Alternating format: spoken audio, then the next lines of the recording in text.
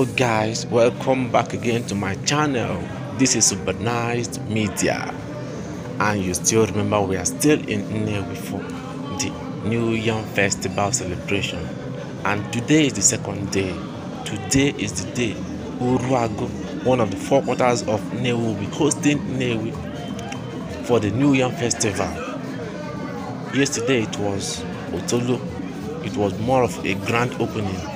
Then today Uruagu is holding it down for Nnewi. So we are at Uruagu Palace to witness the whole thing.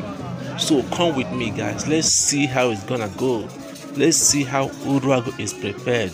Let's see how they are prepared, what they are going to show us. I believe it's gonna be amazing. Let's go. As we continue, please subscribe to my channel and turn on the bell notification so that anytime I post a new video, you will always be notified, because more and more contents are coming, believe me. So subscribe and stay tuned. Let's go.